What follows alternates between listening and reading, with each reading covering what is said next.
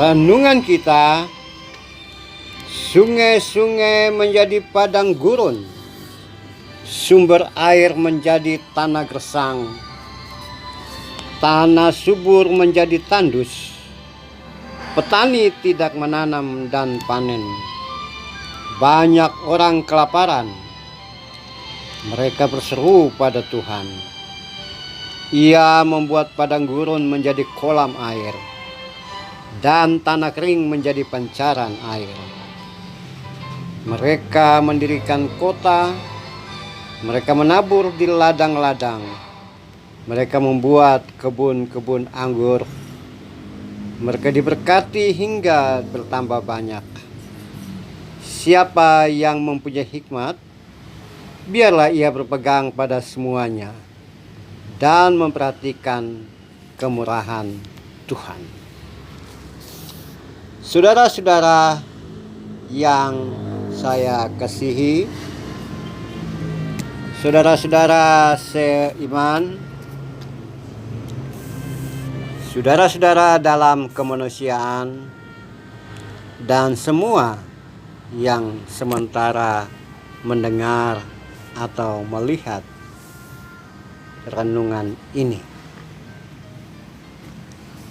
Apa yang kita temukan dalam Mazmur 107 ini bagian terakhir?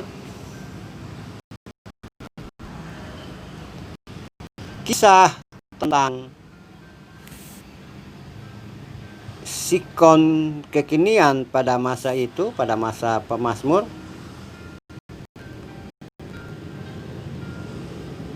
tentang situasi pertanian. Sikon kekeringan, tidak ada air, petani tidak bisa menanam, dan kelangkaan bahan makanan, sumber makanan, menjadikan banyak orang kelaparan. Saudaraku, kehidupan agraris pada masa itu memang sangat membutuhkan curah hujan, pupuk, tanah yang subur, sumber air untuk menanam hasil tanaman atau menanam sumber bahan makanan. Tapi kalau tidak ada, tentu saja itu merupakan malapetaka. Nah, di dalam ketidakmampuan untuk meminta, ketidakmampuan untuk menumbuhkan, ketidakmampuan untuk mendatangkan air hujan sehingga bisa menanam dan panen, mereka umat berseru pada Tuhan. Dan Tuhan mereka imani sebagai Tuhan yang berkarya, berkuasa atas bumi, air, dan hujan. Maka hasil dari seruan, permohonan, dan doa itu menjadikan tanah kembali menjadi subur, ada sumber air, dan orang mulai menabur di ladang, menanam bahan makanan, mendirikan rumah, kota, kemudian menjadi komunitas yang berpusat pada sumber air. Memang kenyataannya pada masa lalu orang atau perkampungan atau komunitas akan didirikan atau kota didirikan dekat dengan sumber air, karena dipahami bahwa air merupakan hal utama dan pertama dalam hidup. Segala sesuatu membutuhkan air. Bayangkan kalau tidak ada air, maka tidak ada kota, tidak ada makanan, tidak ada apa-apa. Saudaraku, ketergantungan terhadap air, maka manusia bisa meneruskan berkarya atau melanjutkan hidup dan kehidupan. Nah, dalam konteks kekinian kita, apa yang paling utama dalam hidup kita? Air, uang, sumber energi, atau apa? Hal yang utama tersebut jika salah dipergunakan maka akan berhancur, atau hal yang utama itu jika tidak ada maka kehidupan juga hancur. Hal utama dalam kehidupan kita mungkin air ya. Kalau tidak ada air ya tidak ada kehidupan. Hal utama dalam kehidupan kita adalah pekerjaan. Kalau tidak ada pekerjaan maka kualitas hidup itu berkurang. Hal utama dalam kehidupan saudara dan saya uang. Kalau tidak ada uang maka akan mengalami kehancuran. Nah, ini pada masa lalu hal utama itu adalah air pada masa pemazmur. Sehingga kalau tidak ada air maka akan memunculkan bencana dan kerusakan ekologi, kemudian kerusakan tata kelola kehidupan, termasuk penurunan kualitas hidup dan kehidupan, dan manusia itu menjadi mati. Tapi jika ada air maka akan terjadi perubahan. Nah, dalam konteks sekarang ini, di mana letak hal yang utama dan pertama dalam hidup kehidupan kita?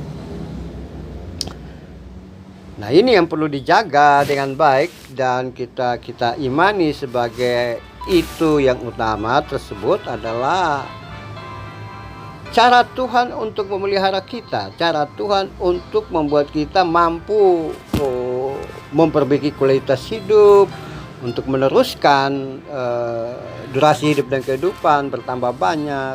Nah, itulah kebun anggur kita, itukah ladang kita, ladang Anda. Ya, tanpa pekerjaan, tanpa berkarya, profesi, apapun itu yang menjadi ladang dan kebun anggur kita, sehingga dari tempat itu, dari ladang tersebut kita diberkati, kita bertambah banyak, kita membangun hidup dan kehidupan, dan kita meneruskan karya-karya yang lain, termasuk membangun masa depan generasi penerus, anak-anak cucu. Kadang-kadang orang lupa akan hal tersebut. Kita berpikir bahwa ini loh apa yang ada, hasil usaha saya sendiri dan tidak ada sangkut pautnya dengan masa depan. Salah.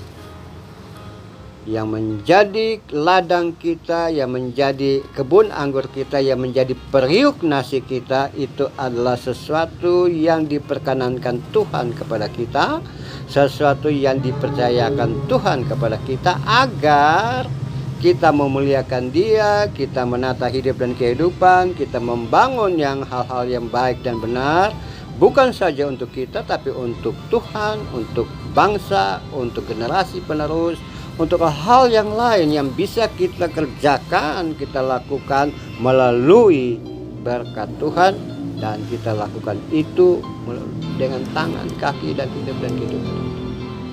Artinya ketika kita memiliki ladang atau kebun anggur dan karya kita sekarang ini, maka semuanya itu bukan melulu untuk kepentingan kita, tapi untuk kepentingan banyak orang, termasuk keterpihakan kita kepada mereka yang sengsara, mereka yang menderita, mereka yang kurang beruntung melalui amal dan perbuatan baik kita.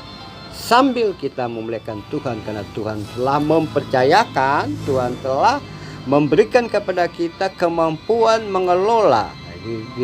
Disebutkan dalam Mazmur, mereka menabur di ladang, mereka membuat kebun-kebun anggur, mereka diberkati hingga bertambah banyak. Dan siapa yang mempunyai hikmat, biarlah dia berpegang pada itu semua dan memperhatikan kemurahan Tuhan. Jadi Jangan berpikir bahwa apa yang kita dapatkan sekarang ini hasil karena kita berpendidikan, sekolah, mujur, nasib baik dan seterusnya. Tidak. Ada rencana Tuhan kepada kita sehingga kita ada seperti ini dalam rangka menjadikan kita sebagai saluran berkat bagi orang lain.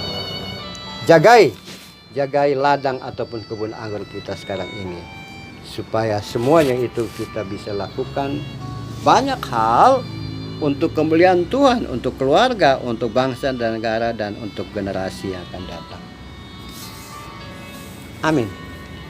Tuhan, kami bersyukur karena Engkau memberikan kepada kami ladang dan kebun anggur. Memberikan kepada kami profesi dan karya kami sehingga kami akan mampu melakukan banyak hal untuk kemuliaan Tuhan. Amin.